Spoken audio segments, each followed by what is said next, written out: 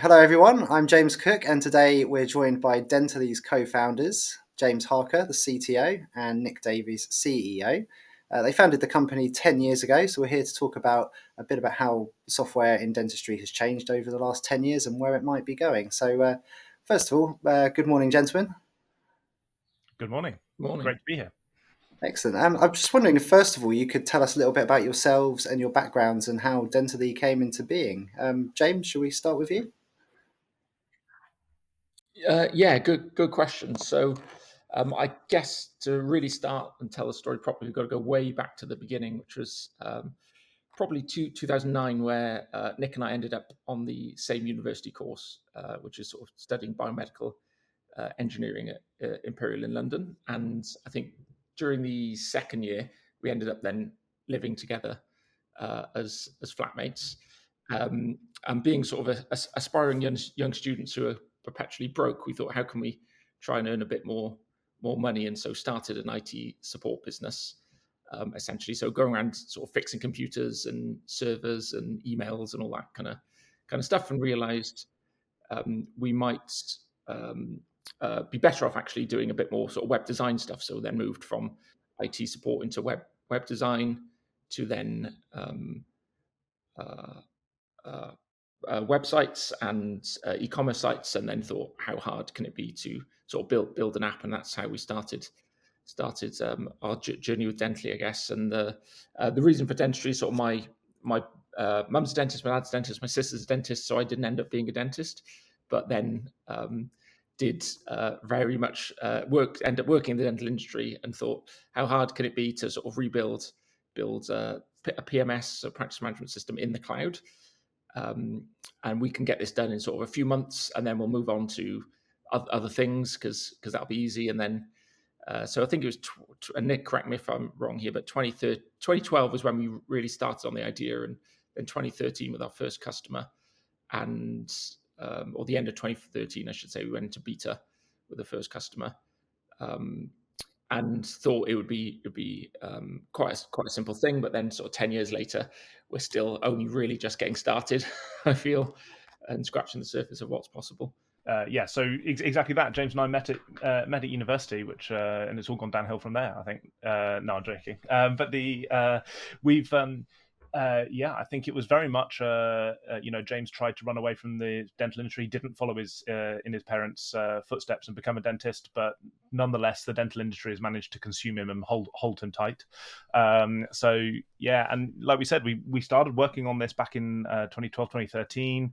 And then 2014 as well is when we launched it, April 2014. So at the point at which we're recording this, 10 years and 1 month ago is when we launched it properly. Once we tested a few things, made sure it worked. And unsurprisingly, as is the case with software back in the early days, it was very much we didn't necessarily always know what we didn't know. But it's been a very exciting journey, I think, just going, oh, how does it do this thing? Okay, right, we need to go and think about that feature. So very much to echo, I think, what James has said, practice management system, everyone's got one, and they do a lot to run the practice. But I genuinely believe, and one of the things that I think for James and I, and all the teams that we work with, that's really exciting is I do believe we are just scratching the surface in terms of how far technology can move the dental industry forward. We're going to think about it from a technology perspective because that's what we find interesting. I know dentists typically will look at it from, a dentistry aspect, and sometimes the IT that they use is a bit of an afterthought. But our job is to change that mindset and make it front and center and drive the industry forward. Excellent. It's great to hear that it's kind of almost like I don't know, in a way, like the family calling, the family business. I think particularly for you, James. So in terms of like the kind of where you're at and with the software that you're kind of creating, you say you're scratching the surface. Is this all to kind of help the patient experience? Is it more kind of on just kind of the behind the scenes running of the practice? What's your kind of key focus? I think it's it's a little bit of all of the above, because I think that there's a long way to go. But you talked about the patient experience, and that I think is going to be one of the key drivers in the future. If we look across all healthcare verticals, patients are becoming more self-educated. Googling kind of like what's wrong with me is becoming way more common. Patients are doing more research. They're no longer just going to their GP or to their dentist and saying what's wrong with me and just accepting exactly whatever they say. They're questioning. They're doing more, especially millennials and Gen Z, the younger generations. You see that wave of people becoming more self-conscious and self-aware and self-educating in their health. In addition to that, I think we're seeing obviously way more telehealth and remote healthcare interactions with patients. So we see that in remote GPs and so on and so forth. Now, dentistry is always going to be a surgical discipline. To a lot of it, but it's making sure that you can engage your patient base. And I think one of the key things for our customers is making sure that each one of those dental practices can work with their patients in a way that their patients want to be interacted with. I think this is a bit more of an older mentality, but historically it used to be the case where a dentist or a doctor could make a very, very, very successful practice and career out of going to university for 5 or 6 years, going through their journey as an associate, and then getting that little brass plaque, putting it on their door, and then all of a sudden patients would come to them. And I think that those days unfortunately aren't necessarily around anymore, and practices are going to need to do more to entice, engage, and get patients to to come through the door. Sorry, yeah, just to add to that. So patient experience, I think, is a massive part of the dental practice experience. And also, I think an increasingly big part going to the future. If we think of other things where you may book an appointment, or book something, like you wouldn't I don't know anybody nowadays that would go and book a hotel by first calling up the hotel and saying, look, what's your availability for these types of rooms, and when can I come? You wouldn't book an airline, like a flight, by calling the airline to do that. Sort of restaurants now, more and more. I can't remember the last restaurant I booked where I actually called the restaurant to book it. It was all done through a website somewhere. However, that's not true for dentistry. Majority of dental appointments in this country is booked by either you do it at reception in person, or you call up the dental practice to book it. There are products. We have a product out there for patient experience where you can book online.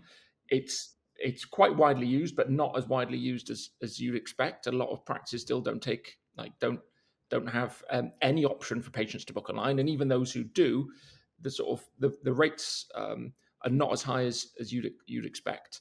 So I think there's a big opportunity there for the industry to sort of use technology, certainly when it comes to patient experience, so patients can book appointments when they want. I think we did some research a little while back that showed majority of appointments that are booked, actually patients prefer to book outside of the hours that a practice is open, which sort of makes sense, right? Because you're at work sort of 9 to 5 when the practice is typically open. You get home and realize, I need to book a dental appointment. Well, if the only way you can contact your dentist and book that is via the phone, then you're not going to book the appointment.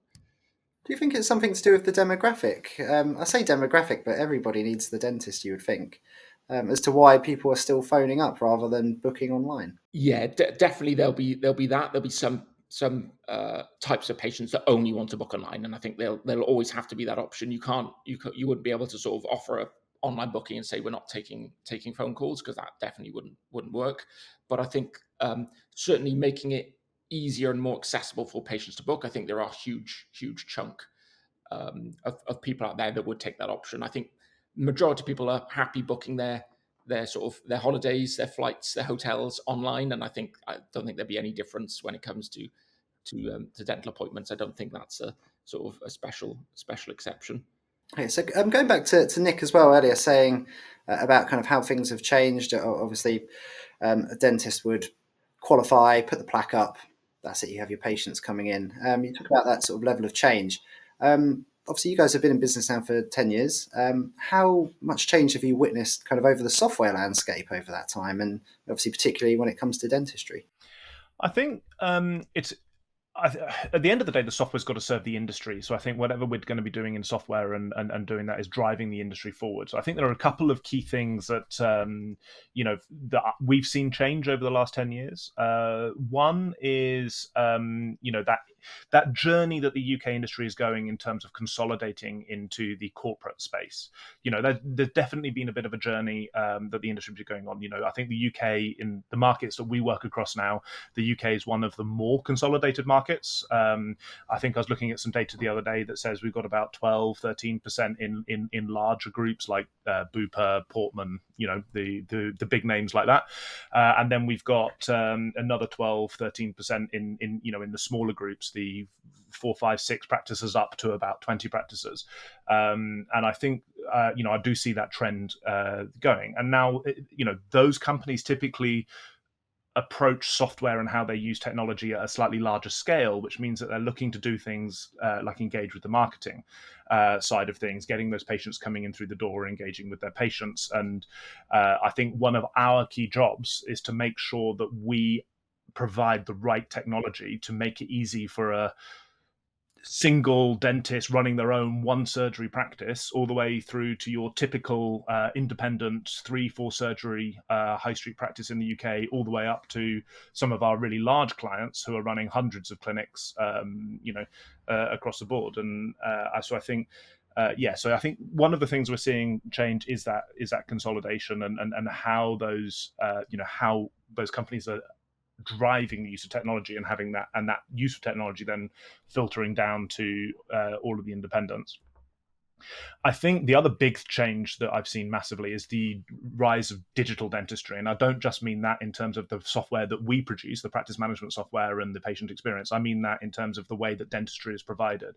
So, when we started, it was incredibly rare to walk into a dental practice and have back then, probably what was a £25,000 intraoral scanner in the practice. And now you probably find a lot of practices will not only have one, but have several, and whether that's, for them to do their Invisalign cases, or if they're using it to replace all the gypsum molds and no longer sending bits of the earth around backwards and forwards from dental practice to labs and back again.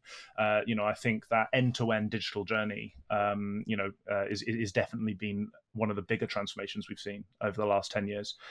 And I think that we're just scratching the surface in terms of how that works. And actually, one of the things that I like is I think that this is a journey that dentistry in some aspects is leading other sectors. I've for a bunch of different reasons, I've been spending some time looking at how independent medical practices work, and it's amazing how those are basically still dominated by paper. And that's thankfully something that dentistry's moved on significantly from as well. So, I think that journey will continue as practices become more and more digital. Excellent. And James, do you have anything to add at all? So I just would echo what Nick says there. I think we've seen a lot of change in the industry, and I think there's a lot more change to happen. And just certainly how software is just automated as much as possible for dental practices, and I think there's still a long way to go on that journey.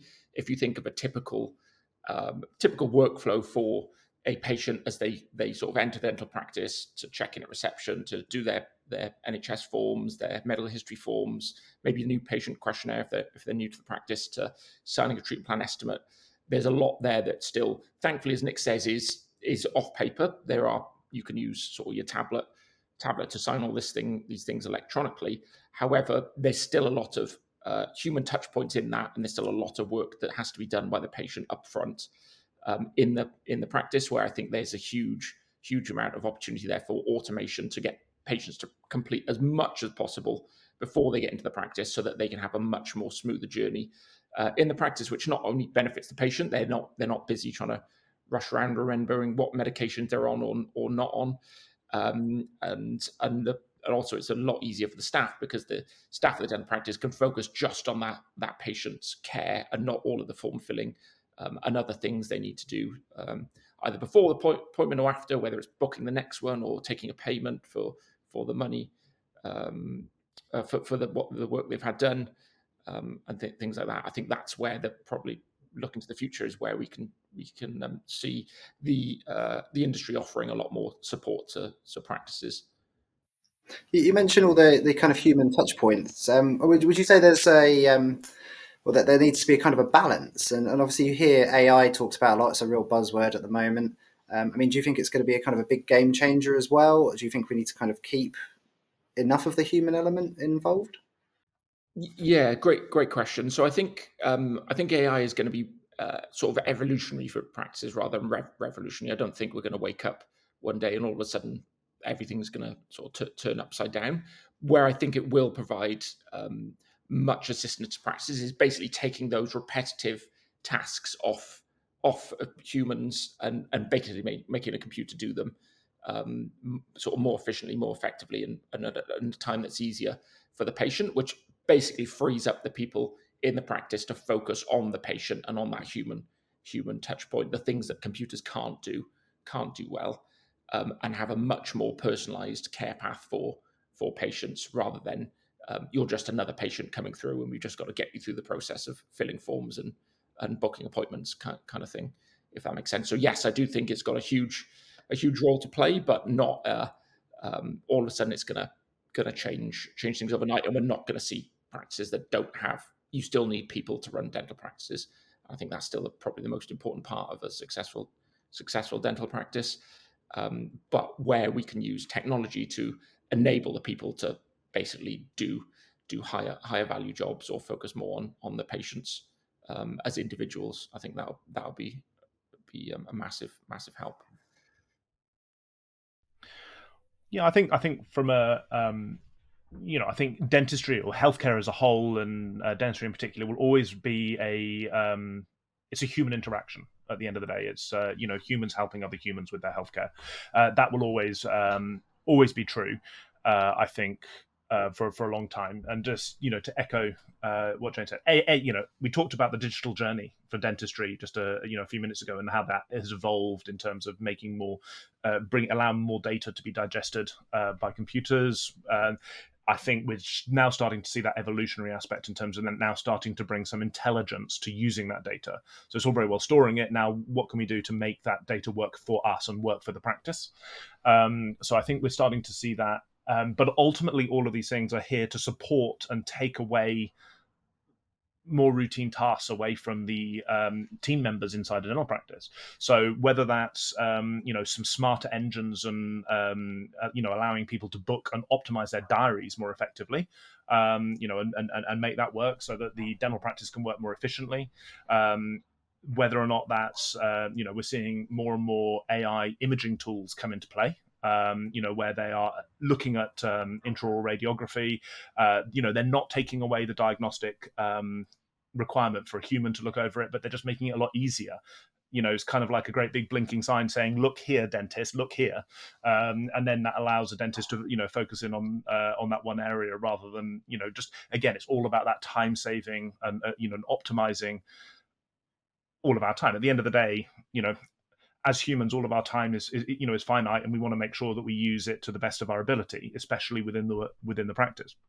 And I think finally, the one area that I see really exciting over the next 5 to 10 years, once you leverage all of those kind of building blocks, is something that James touched on, which is, I think, dentistry, or healthcare as a whole, but dentistry in particular, will be much more personal care pathways for individual patients. It's not like every patient's the same. They need to come through the through the factory and go out with with the same stuff. I think we're going to find a lot more personal care pathways in there. And I think that's going to be leveraged. Technology is going to be a key part in leveraging that to make sure that you can provide the patient with the right bit of information at the right time. You're not having to have dental practice team members trawling through survey responses and everything like that to decide whether or not they go on path A, path B. A lot of that kind of stuff should be automated. We've got a long way to go in terms of automating everything that happens from the patient perspective, from when they're sitting at home until they're sitting on the dental chair. That journey, I think we're only just scratching the surface in terms of optimizing that. So I think the personalization in that area is going to be a key part of that, and leveraging AI to save human time But dentists aren't going anywhere. We're not going to all of a sudden wake up tomorrow and find that AI is taken over and the robots are ruling the world or anything like that. That could be quite a horrifying thought. Well, and I think, something else I probably just want to add, actually, one of our big observations that we've seen over the last 10 years, and I think this is where we leverage all of these, the direction we're going in as well, is I think it's fair to say that the pressures on NHS dentistry in each of the 4 regions in the UK are getting more and more acute. I think practices are having to do more to diversify where they're getting their income from, making sure that they can fulfill their NHS contracts, and making sure that we can use technology to get the right people through, and just overcome some of those pressures that NHS dentists that are doing a lot of NHS dentistry are seeing at the moment. And I think we'll see technology allow more of those practices to provide a wider range of healthcare options to patients. Excellent. James, how do you see? I mean, do you kind of agree with Nick? Do you have any other kind of, I guess, predictions for the next 10 years? Obviously, you've seen 10 years kind of as operating dentally. What's the trajectory look like?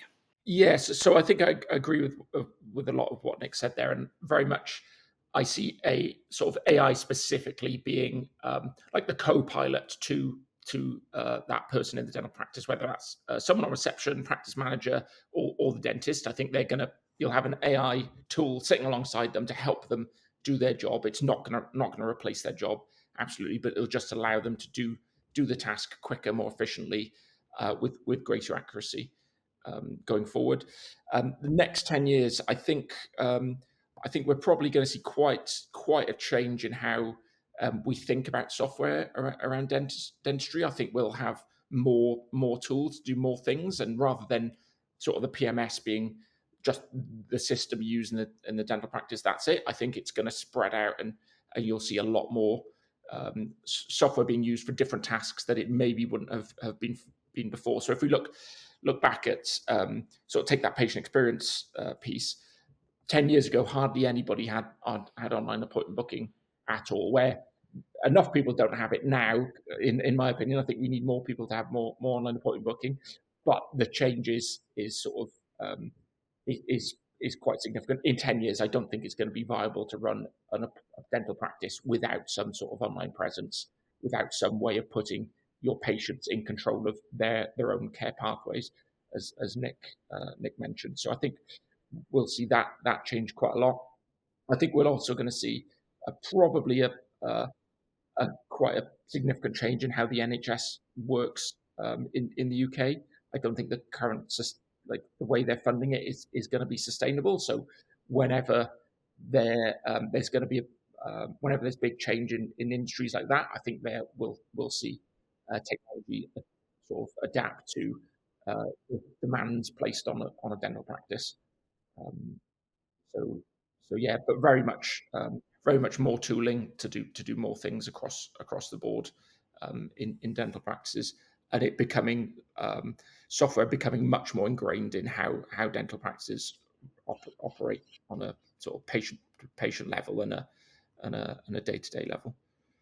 Brilliant. Just before we sign off, if anybody listening or watching wants to kind of find out more or track you down online, where can they find you? So obviously we've got dentally.com is where everything dentally is, and then I think a lot of our interest is on our blog. We do try and make sure that we talk about new technology there. It's a little bit dentally flavored, obviously, but it's where we'll be talking about new technology. So it's a good place to have a look. Then, in addition, I would strongly recommend following us on LinkedIn in particular. That's typically where we see a lot of the social media conversation moving to in dentistry. A little bit more. So we're Dentally at LinkedIn, and Dentally app on the app formerly known as Twitter. By